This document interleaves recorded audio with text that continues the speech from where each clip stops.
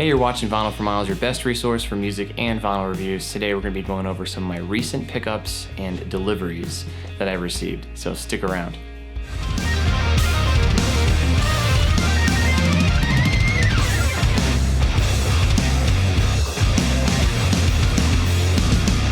So it's been a long past few months in quarantine. I have not been able to go out and record shop like I typically would, so I've been doing a lot more online orders and pre-orders. The only bad news is a lot of my pre-orders got massively delayed by months, so I had to cancel a few of them, but I did recently pick up some stuff, actually from all places, Best Buy. I had some pre-orders that were on time, that were delivered, and a few more online stuff that arrived at my doorstep. So I thought, why not share it with you guys? I appreciate all of the subscribers on this channel, and maybe you'll get a kick out of it. All right, so the first album I want to go over, I actually picked up on my birthday. My wife got it for me, and it is the newest Dashboard Confessional album. And this actually isn't a new album, it's a compilation album. It is called The Best Ones of the Best Ones. This actually recently came out to support their tour that they were supposed to be on, but unfortunately that tour was canceled. Luckily for me, they still released this album. I love Dashboard Confessional, the evolution of the band throughout the years, from just being acoustic to when they picked up the band with Dusk and Summer. I've always been a fan. I just haven't really dove into their collection and started collecting their albums. So this was actually a really good pick for me because it has all my favorite tunes from them, including Stolen, which we used at our wedding. Everywhere else was sold out of it, and I started using the online pickup ordering with Best Buy, and I just filtered through vinyl records. And I picked this up in one more record. It was at a really good deal, and it was the cream colored variant. So got the cover here with Chris, and he's looking very manly compared to some other photos with that beard of his right now. And it did come on cream color, which I can show you guys right now. So I mean, nothing too special. There's no splatter or anything like that. It's just cream. It is a double LP, and I think there's about 16 songs on here. No, 20 songs on here. 20 songs, that's not a bad deal. Audio quality on this is actually really good. I listened to both LPs back to back, and I was very satisfied with how it sounded on my turntable and on my system. So yeah, check it out. Dashboard Confessional, the best ones of the best ones. It is exactly what it says. It's like their best of album. So at the same time I picked up that Dashboard Confessional album, I actually pulled the trigger on one of my all-time favorite albums, and it is Soundgarden's Superunknown. This is by far their most popular album. It has Black Hole Sun on it and Spoon Man, and of course Superunknown. I've seen these guys live a few times. The last time I saw them was at The Joint in Las Vegas, and Mars Volta opened for them. It was an insane show, and I actually went by myself. None of my friends were able to pick up tickets to it, so I ventured into the venue by myself, and it was an amazing experience. Chris Cornell is one of my all-time favorite singers. I do have Bad Motorfinger and all their other albums. This was the one that I was missing because there's so many different pressings of this. I wanted to get the best sounding one, so when I found out that Best Buy had the 200 gram remastered version for like $23, I could not pass it up. So it does come in a gatefold. I do have a protective sleeve on it right now, so sorry if you see all the reflections. It does come in a gatefold. It is on 200 gram vinyl, which is insane. I have another Rush album that's on 200 gram. Audio quality is actually, this is probably one of my best sounding records now. And they remastered all the artwork. The labels look really crystal clear. On the inside, it came with, I think it's a 20-page book, and they completely remastered all of the artwork. So here's the book that came with it. It's on this really nice matte print paper. And it's just crazy. If you look through it, some of the artwork, it looks so clear. I had the CD version of this when I was younger, like in middle school. Here you go, check this out.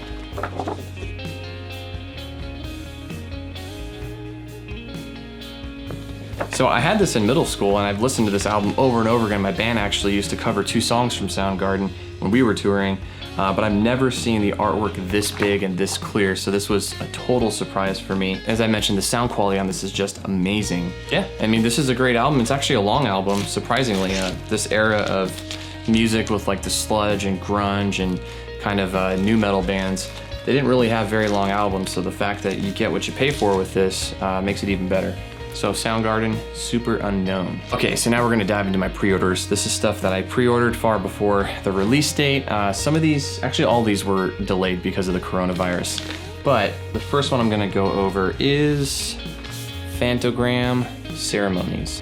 This is on a matte finish, and if you look on here, I don't have this one wrapped in plastic because I think it's really cool how they did the matte and the gloss on the lettering. So if you look there, the lettering has gloss on it and everything else is matte finish. I'm a graphic designer, so I kind of nerd out in those things. Inside looks really cool too. It's all matte. They got some cool artwork on there. You have the lyrics and credits, and this did come on 180 gram black. There's not really a whole lot to show because it's just a black record, and it says Phantogram A and Phantogram B. Audio quality is pretty good on it. I mean, it's not audiophile grade, but I was pretty happy. Aside from that, it does come with an insert here that has more credits and lyrics on it. All right, so that's Phantogram Ceremonies. Okay, so what arrived in the mail after that was a metal album from Katatonia, and if you could see it there, this is Katatonia City Burials. This is probably their 10th studio record or 12th. I mean, they've been making records since the 90s, so when I heard they were releasing yet another album, of course I had to pre-order it because I'm a huge fan of theirs, but I heard some of the singles and they're taking a different approach with their style, which is good because some bands, you can't stay stale and make the same album over and over again. So there's a lot of pop elements on this record and a lot of kind of 80s influenced in their songwriting that kind of shines on a few of these moments. And there's a few guitar solos in here that they don't usually go balls out with their guitar solos. It's usually really subtle and it's more about the riffage and the odd times and like the atmospheric effects that they put into their songs. But there's a few songs on here where their guitarist is just ripping like crazy, so it was kind of cool to see them shine with their talent on the guitar. It is a gatefold. It's a double LP. I got this on 180 gram black. So here's what comes in it. You get 2 sleeves, printed sleeves with some cool artwork, and they have all their information on there, so like their credits, and they even put what gear they use, which is kind of cool. I guess they're endorsed by all these companies. Here's the second record. Has a nice silhouette of a building, and on the back it looks like a carbon copy flipped.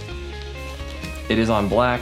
Nothing really to show off on the record itself since it is black, but side D does have an etching on it, which is nice.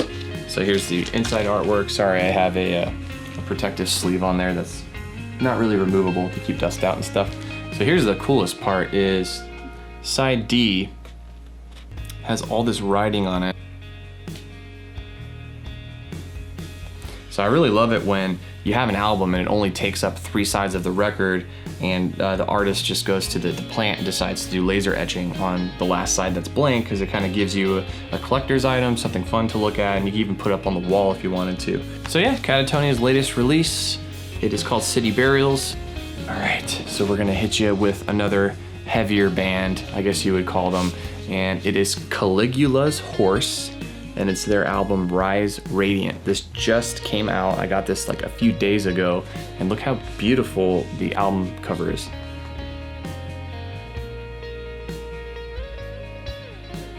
I love it when bands showcase artists on their album covers, and if you open it up all the way, it actually spans both sides of the gatefold. So Caligula's Horse, they're a progressive metal band. They don't scream or anything like that. They have a really great vocalist with a really high extended range. He does a lot of falsetto breaks with his voice, kind of like the singer of Muse does. I've been following them for actually only about a year. I didn't really know who they were until I put on Leprous Radio on Pandora, and they started coming on because I like the band Leprous. And yeah, instantly I was hooked. I thought it was great. So this does come on 180 gram black. It is audiophile quality, which is great. I've listened to this quite a few times already. Sounds great on my system. It also comes with an insert with lyrics. And this copy actually came with a CD as well, which is becoming more and more rare. There was a little period there where every single record would come with a CD. Now it just comes with a digital download, and some of them don't even come with that. So yeah, this is it. And the inside, here's what the inside looks like.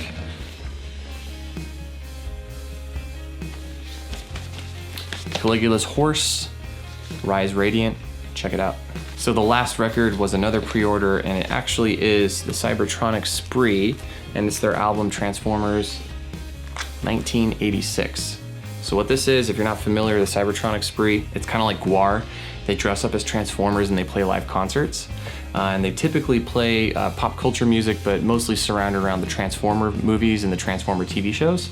So when I found out about this band did a Kickstarter, and they actually ended up raising over $100,000 to record this record. So it was only on CD though. There's all these different perks and stuff they had to pay for, obviously, so all that money didn't go just to record the record in the studio. But when I found out that this was gonna be pressed to vinyl, I thought, I have actually never heard the CD. I've just seen their YouTube videos of them dressing up like Transformers and playing, and it's pretty decent. Like, it's a good gimmick. I'd probably go see them live, because they'd, you know, be kind of like GWAR, just get into the atmosphere of the show. And I picked it up on this blue cotton candy splatter here. So it's like a blue and a pink splatter that goes together. I really like this side. So, I mean, after listening to the record a few times, like I mentioned, it was only on CD. They didn't have any streaming services playing their music. I couldn't find their record on YouTube, so they're, you know, definitely old school in that aspect of things. Here's the back of it. It has the guys and the girl in their costumes on the back. So I kind of bought this without listening to it, and my opinion on it is it's just okay. I mean, honestly, with the amount of money that they raised, I thought they could have made it sound way better. It is an amazing soundtrack with some pretty heavy hitters on there, and my favorite song on here I used to listen to all the time when I was a kid is Instruments of Destruction, and primarily because it has this really great metal vocalist who has a lot of grit, and he can go into his falsetto with the grit on there, kind of like Ronnie James Dio. So when I heard their cover of it, the girl was singing the song, and you know, I do like female vocals, but for that song, that was like my all-time favorite, and the power behind the vocals, I just didn't think it really was there. So while this band's really great to see live, and it's a good gimmick live, I probably wouldn't recommend picking this up to listen to. Just buy the actual soundtrack, Transformers 1986, the movie, the motion picture soundtrack. I don't like to put negativity on my channel, but sometimes you gotta be honest. So that's my honest opinion. Yeah, so that's it, guys.